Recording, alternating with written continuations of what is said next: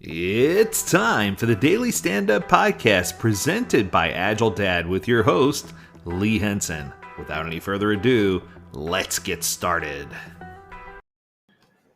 It's time for our Friday Agile, Not So Agile episode of the Daily Stand Up Podcast. And for today, I wanted to tell you about something that I heard or something that I learned from a keynote presenter at last week's Agile 2023 conference right here in Orlando. Before I go any further, I just want to say the conference overall was a raging success.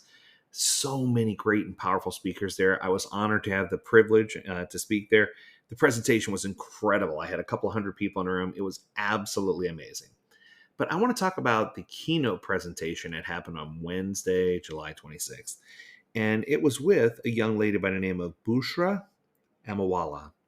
And Bushra is just, let me tell you, she is the youngest Muslim born Pakistani to hold a national office in the government. And I thought that was just so interesting that she held a government office at such a young age. She's only 24 years old. That's incredible. At 22, she was the youngest elected Muslim official in the United States. But that's not why. I mean, that's mind blowing already, right? But that's not why I had so much mad respect for her. There was a conversation that took place, and her presentation was incredible, and everything she did was on point.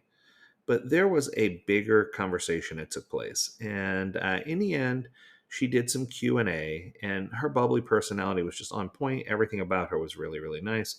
But she had some open Q&A time.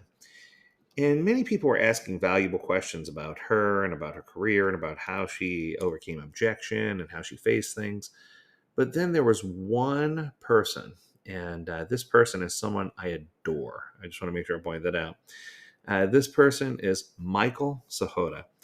So I've known Michael now for a number of years, and he asked if he could do a two-part question.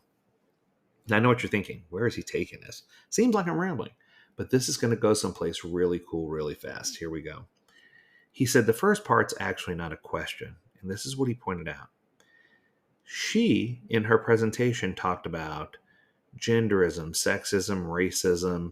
She talked about people who are just blatantly woke and trying to do things, and she had a really, really good grasp on all the isms and all the things that were happening and how she, as a Gen Z, was dealing with all these things that were happening around her. And she tells a story about when she was a little girl and growing up. And she tells a story even further about all these things that happened in her life. But I think one of the biggest impactful things that happened was at the end of the presentation during Q&A when Michael asked her this question. Well, first he made this statement. He said, I want to let you know how much I appreciate this presentation. You've really uplifted and inspired me. He says, but I have a question. He says, I think that today we just discovered the way to end all of the isms. This blew my mind. This got everyone's attention, right? He said, in your story of all the isms, the one thing that stood out was that you had the ability to let it go, that you didn't let the ism drive you down or wear you out or make you a more hateful or spiteful person. He says you were able to erase the ism. You were able to eliminate it, and you were able to see past it and through it. And at first I was like, interesting, right? But then as time rolled on and I thought about this, Michael was on to something. He was on to something big.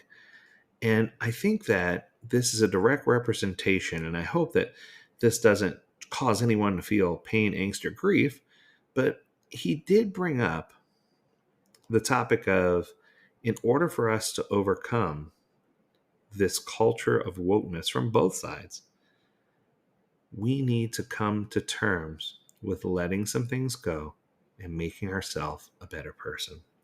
And this all stems from education. I was having a really good conversation with a dear friend, Sarah. We'll just call her Sarah B, because I don't know if she wants me to say her whole name at the conference.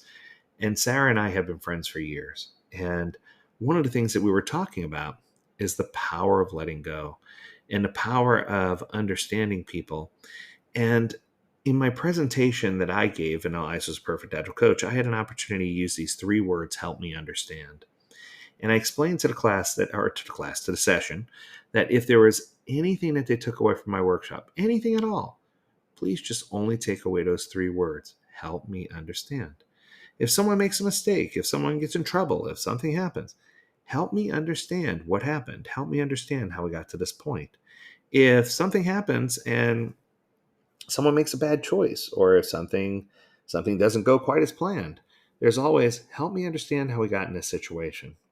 Or if someone wants to make a choice, but they're trying to validate that they're making the right choice, it could always be help me understand how this will impact ABC or XYZ. So for me, help me understand are probably the 3 most powerful words on the planet. Now you're probably wondering, why do I bring all these different people up in these quotes and where am I going with this? I just think that there's 2 things missing. The first thing that's missing is that we become offended way too easy. We should be letting things go, at their own pace and figuring things out along a path. And I think this is the most important part. When I was having a conversation with Mike and Sarah, both, I talked about people, even if it's an agile implementation, every single person is on a different place in that path. You have some that are preferred to be more on the knowledgeable side of the path. And you have others who are less knowledgeable and belong on a different side of the path.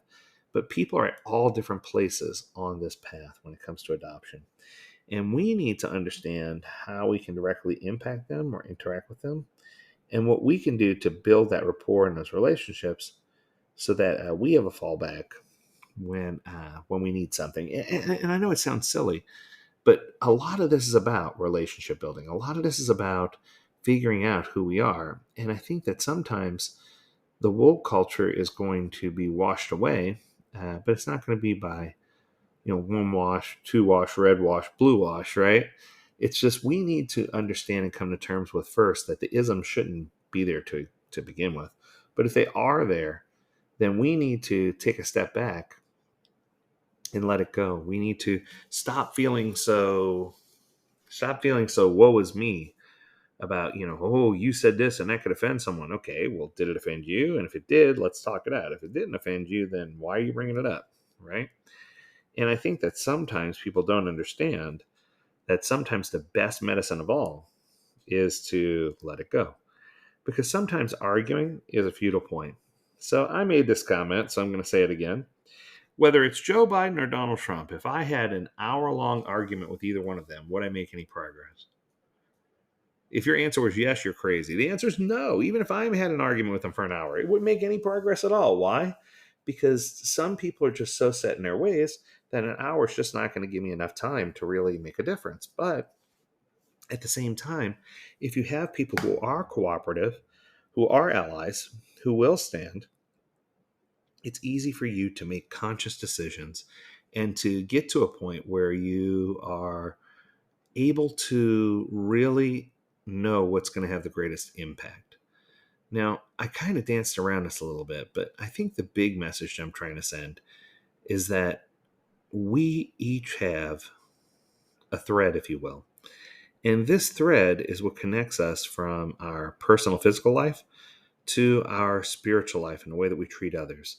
And I feel like sometimes, that thread of who we see and where we are is pretty large and easy to understand. But the thread of what people need and the thread of how we get people what they need sometimes runs thin. So for me, it's a matter of asking those 3 words: help me understand, trying to figure out what I can do to make a difference, whether it's a challenge that I can extend to everyone who listens to my podcast so that they can make a difference, a real difference in the world, or whether it's an opportunity for me to learn something so that I can physically and emotionally grow. I think all of those things are important, but I also think that it's a good idea for us to not fall victim to the wokeness movement, right? Because if these people would just take take a minute and not take themselves so seriously and really understand how they got there or why might people think a certain way, there may be some explanation behind some of this. All right. Well, I hope that does it for today. I had to let that sink in for a moment. I guess the big message here is one that I love to share, and it's a combination message. It's a combo, and it was from Bushra. and from Michael and from me and from Sarah. And that's if we can change the world one way, what should we do? We should lead with love.